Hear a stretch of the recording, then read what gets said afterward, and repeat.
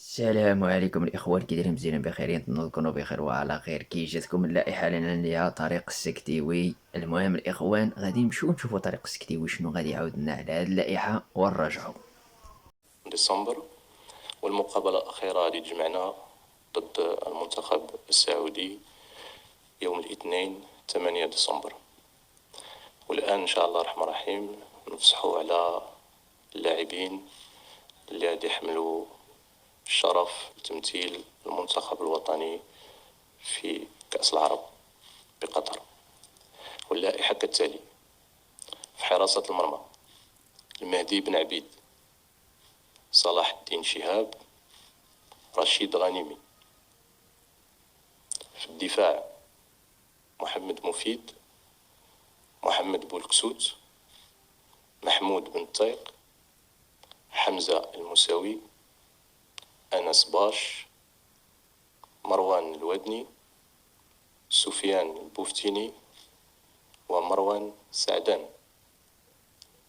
في وسط الميدان محمد ربيع حريمات، صابير بوغرين، أشرف المهديوي، وليد الكارتي، الأمين زحزوح، أسامة طنان، خالد أيتور خان، وأيوب خيري. بالنسبة للهجوم أشرف بن شرقي، حمزة هنوري، كريم البركاوي، عبد الرزاق حمد الله، يوسف مهري، طارق تيسودالي، ووليد أزرو. شكرا. بعد الإعلان عن لائحة اللاعبين التي وجهت لهم الدعوة للمشاركة في كأس العرب، جاء دور زملاء الصحفي لطرح أسئلتهم على مدرب المنتخب الوطني. فليتفضلوا مشكورا.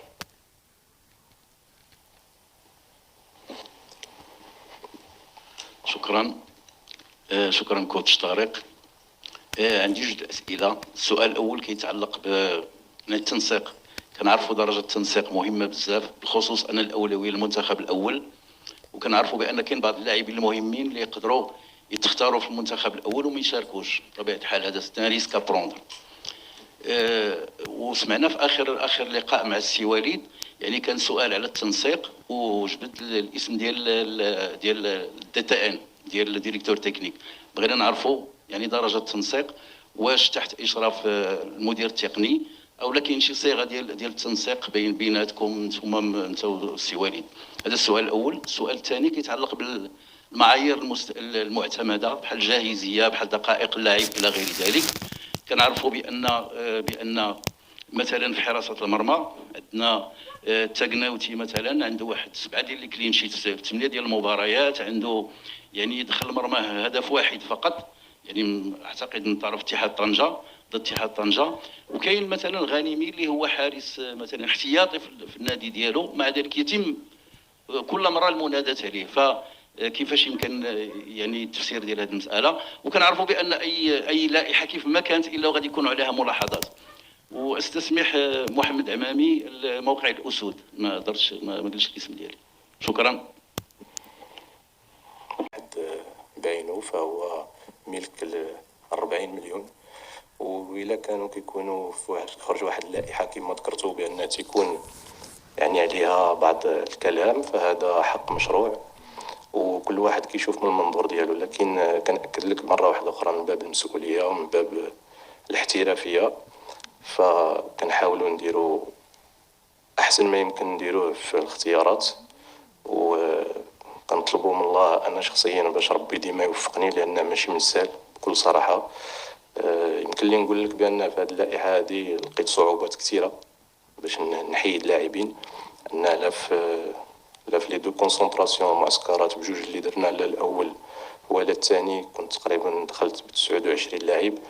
ففي الإحساس ديالي الداخلي بكل صراحة، ولا حتى في الواقع، كلهم كانوا يستحقوا يكونوا.